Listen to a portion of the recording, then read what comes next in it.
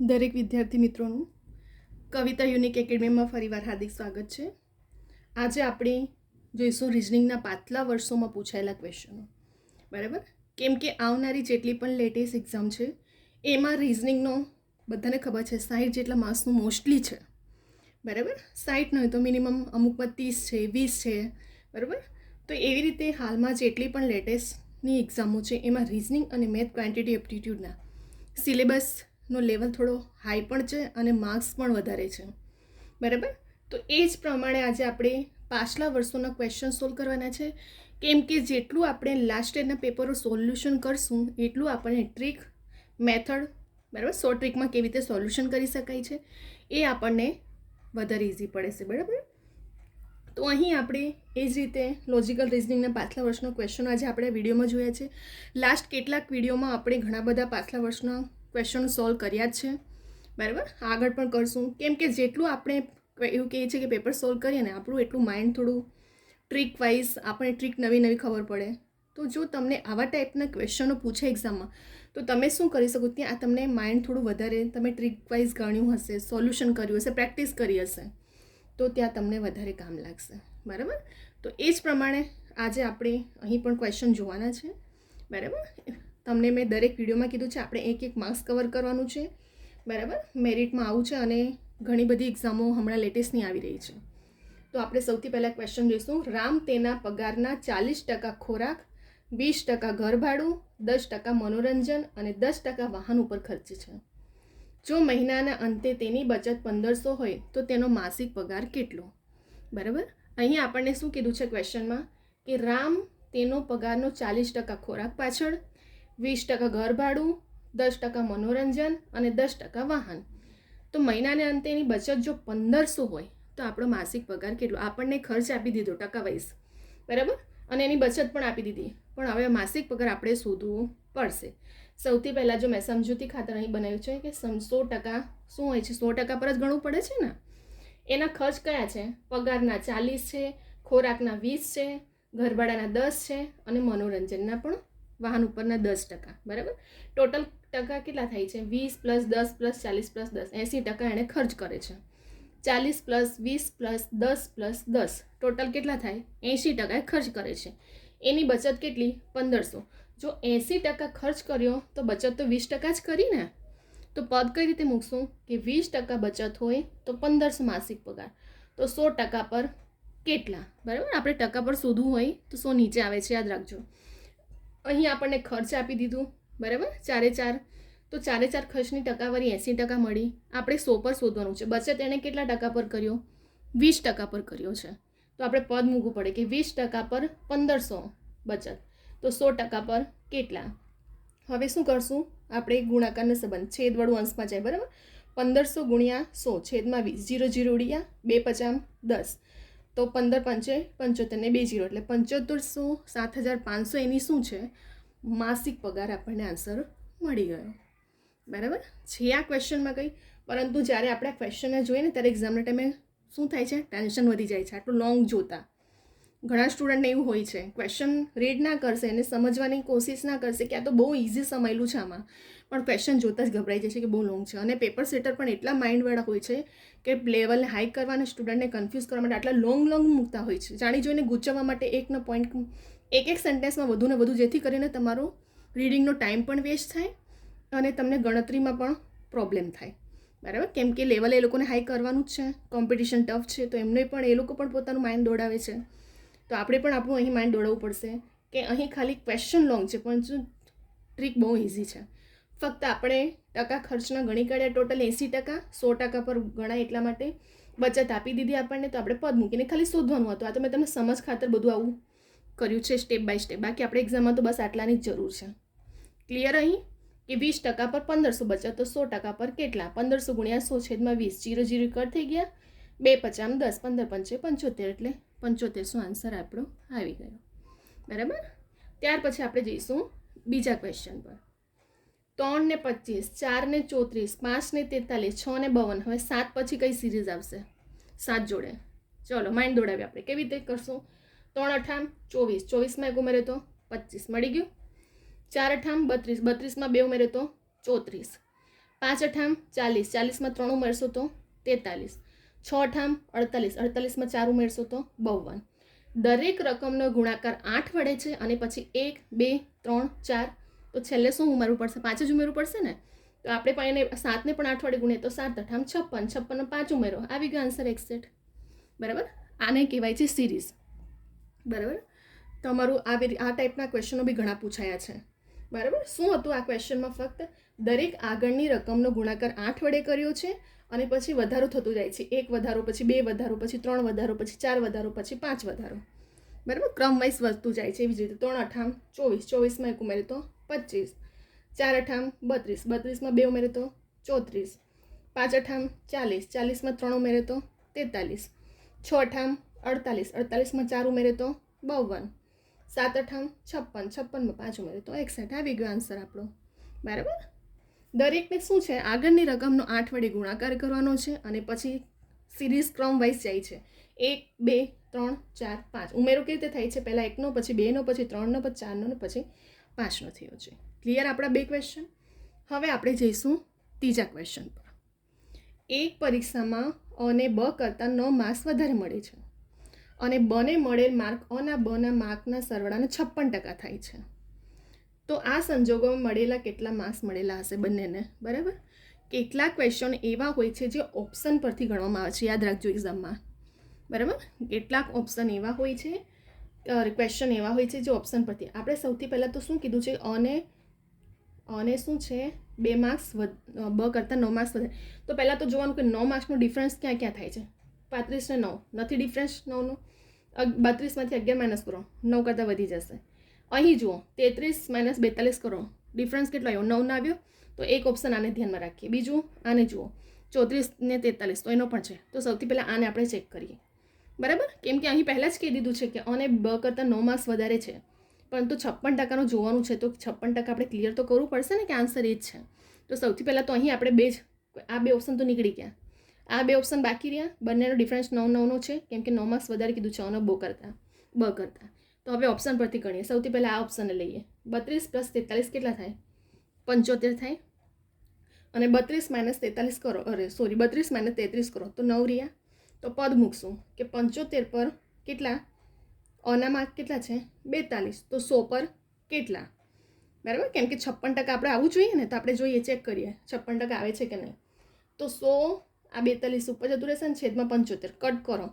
બરાબર, 25 તારી 25 દુ અહીં કટ થશે એટલે 25 દુ 50 ને 25 તારી 75 ને 16 3 એટલે કેટલા તારી થાય?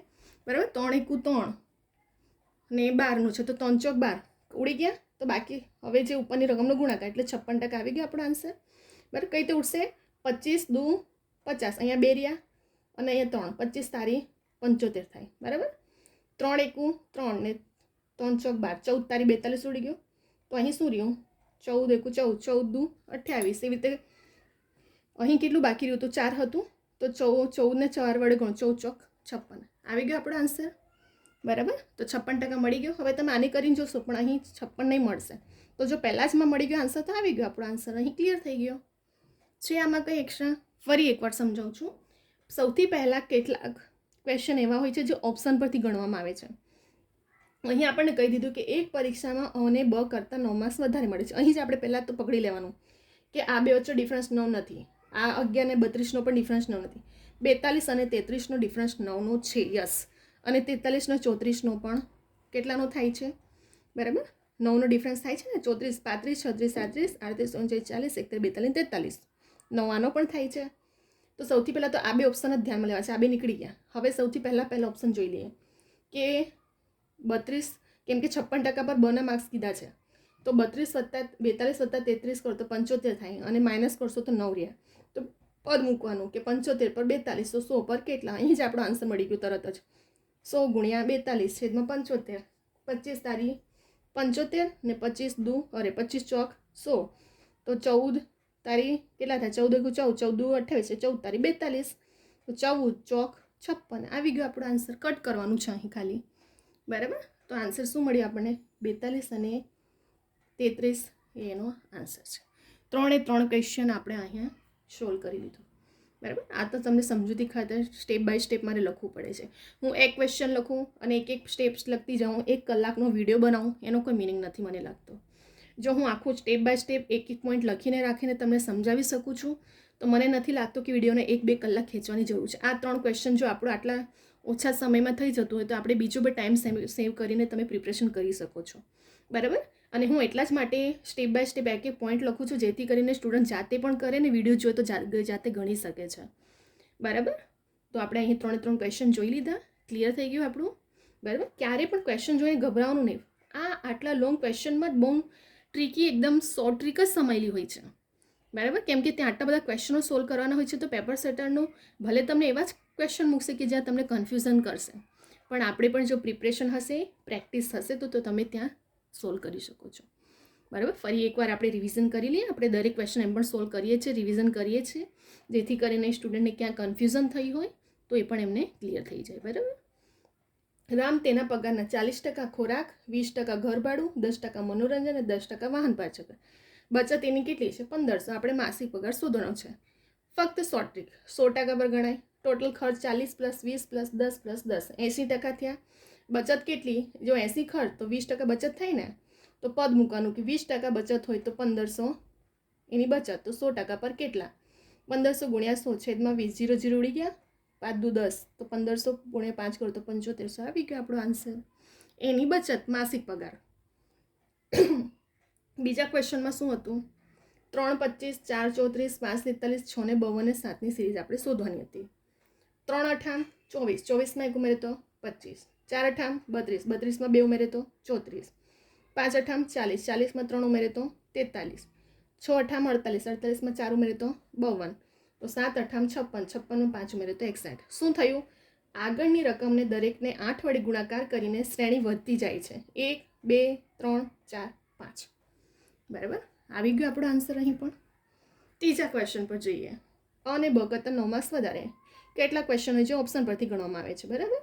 તો 9 માર્ક્સ વધારે. આનો ડિફરન્સ 9 નથી, આનો ડિફરન્સ પણ 9 નથી, આનો ડિફરન્સ 9 છે ને આનો. તો સૌથી પહેલાં ફર્સ્ટને ચેક કરી લઈએ ફટાફટ કે અને બના માર્ક્સ કરતાં 56% વધુ સરવાળો થવો જોઈએ.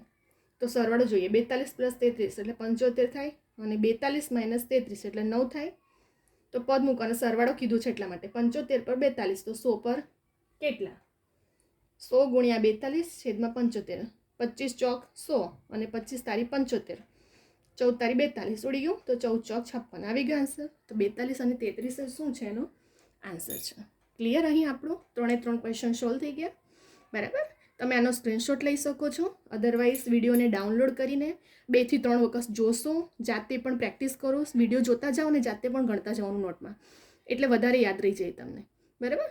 વિડીયો ડાઉનલોડ કરીને જાતે પણ 2 થી 3 વખત જુઓ, સમજો, ગણો. સાથે સાથે કેટલા સ્ટુડન્ટ રિવિઝન માટે પણ રાખતા હોય છે તો એ પણ નોટબુક બનાવતા હોય છે પોઈન્ટને હાઇલાઇટ કરવા, ગણવા માટે, રિવિઝન માટે. બરાબર. અહીં આપણા 3 ક્વેશ્ચન સોલ્યુશન થઈ ગયું છે. તમે એનો સ્ક્રીનશોટ લઈ શકો છો. બરાબર. આ વિડીયો તમને ગમે તો લાઈક કરવાનું ભૂલતા નહીં, શેર કરો, સબસ્ક્રાઈબ કરો, કમેન્ટ કરજો. બરાબર. અને ખાસ કરીને સબસ્ક્રાઈબ કરવાનું ભૂલતા નહીં. બરાબર. સબસ્ક્રાઈબ કરીને નોટિફિકેશન માટે બેલ આઇકોનને ઓન રાખજો, જેથી કરીને જેટલી પણ લેટેસ્ટ એક્ઝામની ઇન્ફોર્મેશનો અપડેટ કરવામાં આવે છે આ ચેનલ પર, અને રેકોર્ડેડ લેક્ચર ડેલી અપડેટ કરવામાં આવે છે, એની તમને નોટિફિકેશન મળતી રહે. બરાબર. અને મારા દરેક વિડીયો જોજો સ્ટાર્ટિંગથી એન્ડ સુધી. ઘણી બધી નાની નાની વસ્તુઓ પણ તમને શીખવા મળશે. બરાબર. પાછલા વર્ષનો પૂછાયેલા ક્વેશ્ચન છે. આ બધું શોર્ટ ટ્રીક જ કહેવાય. આ તો મેં તમને સ્ટેપ ખાતર એક વસ્તુ જ લખું છું અહીં. બરાબર. તો તમે આવી રીતે વિડીયોને ડાઉનલોડ કરજો, તમારા ફ્રેન્ડ, સ્ટુડન્ટ, વિદ્યાર્થી મિત્રોને પણ શેર કરજો. કેટલાક સ્ટુડન્ટ કોચિંગ એફર્ટ નથી કરતા, હું દરેક વિડીયોમાં કહું છું.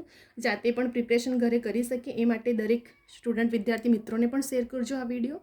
બરાબર. Gujarati grammar, English grammar, reasoning, quantity aptitude, દરેકના હું વિડીયો, પાછલા વર્ષના પૂછાયેલા ક્વેશ્ચનો, પછી ગ્રામરના નિયમો એકોર્ડિંગ ઓથેન્ટિક બુકના નિયમો પ્રમાણે.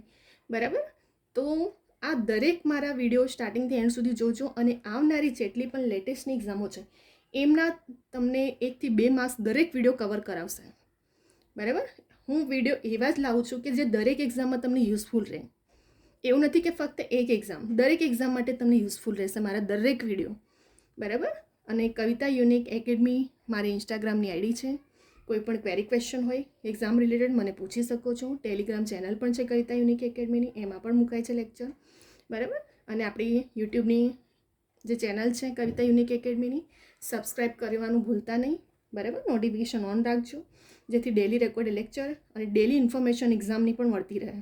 કેટલાક સ્ટુડન્ટો લાસ્ટ ટાઈમે ફોર્મ ભરવાનું રહી ગયા હતા, બરાબર. તો એમને પણ આ વખતે ભૂલો ના થાય, ધ્યાન રાખજો, બરાબર. અને આપણે હવે બીજા બધા પણ ટોપિક વાઇઝ વિડીયો લાવશું જ, બરાબર. દરેક વિડીયો જોજો. 1 થી 2 માર્ક્સ કવર કરવા માટે પણ મેં એક વિડીયો બનાવ્યા છે, કેમ કે કેટલાક સ્ટુડન્ટ ફક્ત મેથ રિઝનિંગની પાછળ પડી રહેશે, પણ એવું નથી કરવાનું. જો કોમ્પિટિશન ટફ છે, લેવલ પણ હાઈ છે, બરાબર, તો તમારે એક્ઝામ ક્રેક કરવું હશે ને તો 1 માર્ક્સ ઇમ્પોર્ટન્ટ હશે એક્ઝામ ક્રેક કરવા માટે. તો હવે અહીંયા આપણે વિડીયોને સ્ટોપ કરી રહ્યા છીએ.